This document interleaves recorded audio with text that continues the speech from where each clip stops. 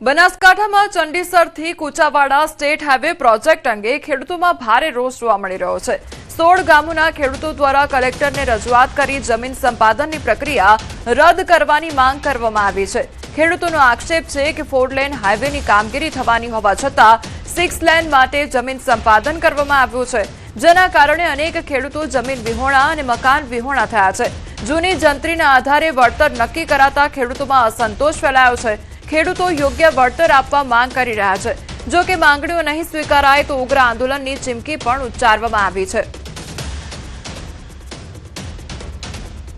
અમે ચંડીસરથી કુચાવાડા સુધીના તમામ ખેડૂતો અને તમામ ગ્રાહકો પણ હાજર રહ્યા છે અને આજ સાહેબશ્રીને અમે આવેદનપત્ર આપ્યું છે કે 6 લાઇનનું સંપાદન કર્યું છે તો 4 લાઇન જો કરવા માંગતી હોય તો 4 લાઇનનું જ જમીન કપાત થાય। તો આ સરકાર જો આ રીતે જંત્રી ભાવ આવશે તો અમને કોઈ ખેડૂતોને માન્ય નથી અને અમે પૂર્વ આંદોલન ઉપર ઉતરીશું। 4 લેન બનવા માટેની હાલમાં જગ્યા અવેલેબલ છે તો એ જગ્યા ઉપર જ રોડ બને અને બાકીની જે ખેડૂતોની જમીન કપાત કરી રહ્યા છે તો એ કપાત કરવાનું અત્યારે બંધ રાખે। અમે કલેક્ટરશ્રીને રજૂઆત કરવા આવેલા છીએ કે ભાઈ અમારી આટલી મોંઘી જમીનો સંપાદન ના કરે અને સોના જેવી જમીનો અમને એમના એમ રહેવા દે। સુરેન્દ્રનગર જિલ્લામાં આ વર્ષે પણ ખેડૂતો દ્વારા મોટા પ્રમાણમાં આગોતરું વાવેતર કરવાની શરૂઆત કરી દેવામાં આવી છે। ગત વર્ષ કરતા આ વર્ષે આગોતરા વાવેતરમાં 10,000 હેક્ટર કરતા વધુનો વધારો થયો છે। તો શરૂઆતમાં જ ખેડૂતો દ્વારા કપાસ, મગફળી સહિતના પાકનું મોટા પાયે વાવેતર શરૂ કરી દીધું છે।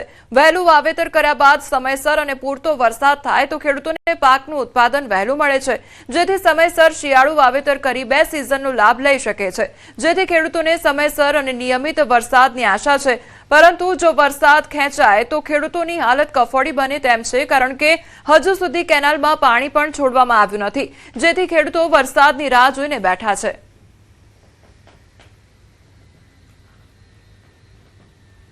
આગોતરું વાવેતર કરવાનું કારણ કે અમે રવિ સિઝનમાં ટાઈમસર બીજું વાવેતર કરી શકીએ એના માટે આગોતરું વાવેતર કરવી।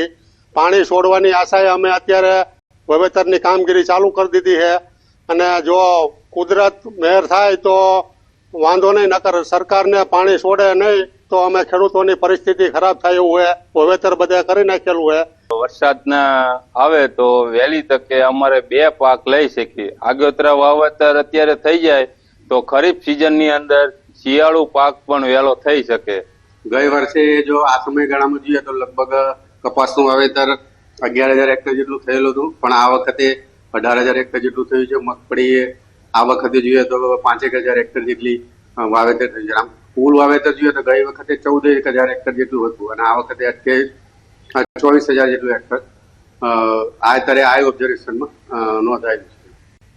છોટાઉદેપુરના આવેલા ઐતિહાસિક કુસુમ સાગર તળાવને ખંભાતી તાળા લાગતા સ્થાનિકોમાં નારાજગી જોવા મળી છે। તળાવની સુંદરતા વધારવા તેમજ લોકોને આરોગ્યપ્રદ સુવિધાઓ ઉપલબ્ધ કરાવવા માટે કરોડો રૂપિયાનો ખર્ચ કરવામાં આવ્યો હતો। અહીં વહેલી સવારે જોગિંગ અને કસરત માટે ટ્રેક તેમજ બપોરે અને સાંજના સમયે લોકો બેસી શકે તે માટે સુંદર ગાર્ડન પણ બનાવવામાં આવ્યું હતું।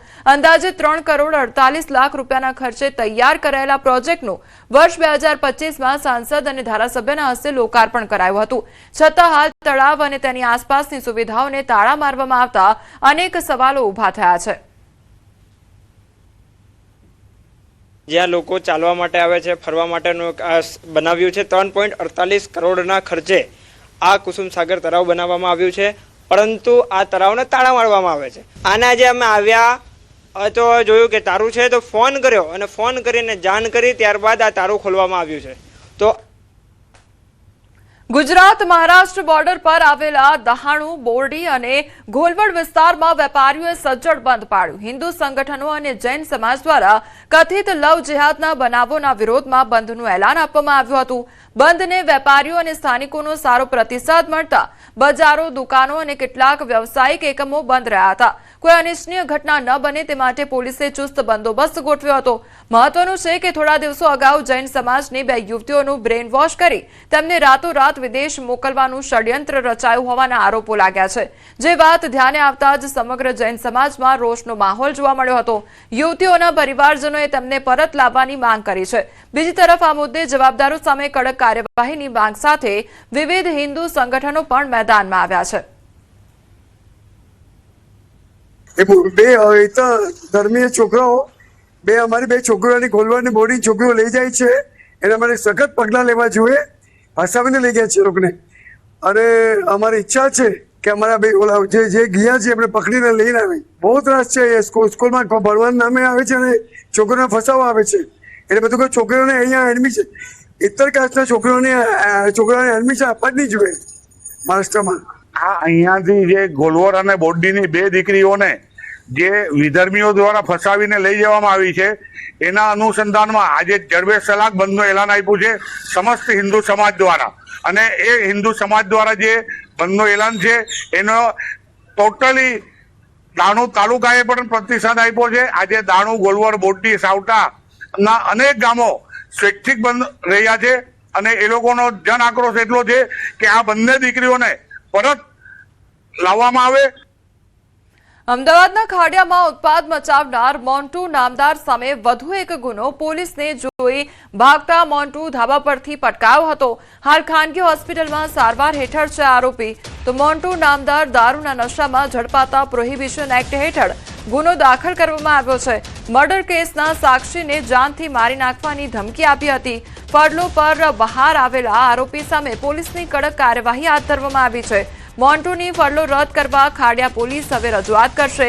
હત્યા સહિત વિવિધ ગુનાઓમાં મોન્ટુ સામે 9 કેસ નોંધાયેલા છે.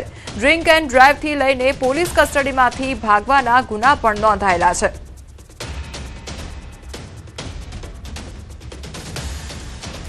પોલીસ તરફે એની વિરુદ્ધ પ્રોહિબિશન એક્ટ હેઠળ પણ ગુનો દાખલ કરી આગળની કાર્યવાહી કરવામાં આવી છે.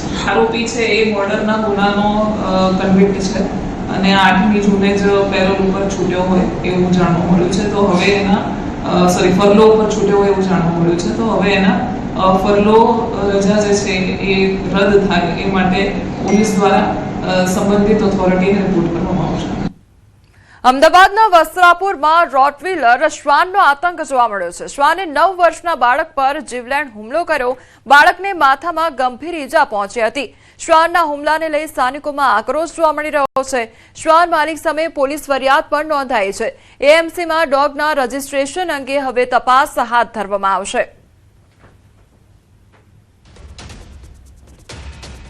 બાળક બહાર જે છે એ મોબાઈલમાં ગેમ રમતા હતા, દરમિયાનમાં જ આ રોટવીલર બ્રીડનું ડોગ જે છે બંગલા નંબર 18નું માલિકીનું, એ એમને કરડી અને ઈજા પહોંચાડેલું હતું. આ બાબતે એમને જે પૂરતી તકેદારી ન રાખેલી હતી અને નોર્મ્સ મુજબ જે રજિસ્ટર્ડ થયેલો છે કે કેમ એ બાબતે કોર્પોરેશનમાંથી માહિતી મેળવવાની તજવીજ ચાલી રહી છે. મહીસાગરના સંતરામપુરના ટીમ્ભરવા ગામે રાતના સમયે પ્રાણીનો હુમલો સામે આવ્યો છે. ઘરની બહાર સૂતા લોકો પર કોઈ અજાણ્યા પ્રાણીએ હુમલો કરી બચકા ભરી દીધા. તો હુમલામાં 5થી વધુ લોકો ઇજાગ્રસ્ત થયા. આ હુમલો રાત્રિના સમયે થતા પ્રાણીની ઓળખ થઈ શકી નથી. જો કે સ્થાનિકોના જણાવ્યા મુજબ જંગલી પ્રાણીએ આ હુમલો કર્યો હોવાની આશંકા વ્યક્ત કરવામાં આવી છે. ઇજાગ્રસ્તોને તાત્કાલિક સારવાર માટે હોસ્પિટલમાં ખસેડવામાં આવ્યા. બીજી તરફ વન વિભાગે પણ ઘટનાની ગંભીર નોંધ લઈ તપાસ શરૂ કરી છે, પરંતુ હજી સુધી હુમલો કરનાર પ્રાણીની ઓળખ થઈ શકી નથી.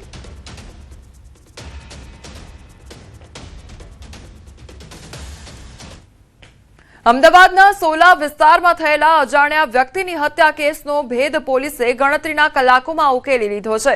જૂની અદાવતના કારણે 3 આરોપી અને 1 કિશોરે મળીને મૃતક પર જીવલેણ હુમલો કર્યો હોવાનું તપાસમાં સામે આવ્યું છે.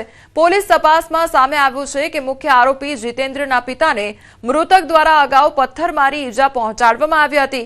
આ અદાવતનો બદલો લેવા આરોપીઓએ મૃતકને લાકડી, પાઇપ અને લાકડી વડે માર માર્યો હતો. ત્યારે જે બાદ મોતને ઘાટ ઉતારવામાં આવ્યો. તો સીસીટીવી ફૂટેજ અને ટેકનિકલ સર્વેલન્સના આધારે પોલીસે તમામ આરોપીઓને ઝડપી પાડી વધુ તપાસ શરૂ કરી છે. મૃત હાલતમાં ગેટ પાછળ પડી આવતા હતા. એનો 302 નંબરનો ગુનો દાખલ આઈપીસી 302 એટલે બીએનએસ નવા કાયદા મુજબ 103(1) મુજબ અને અપહરણ જેવી ગંભીર ગુનાની કલમો હેઠળ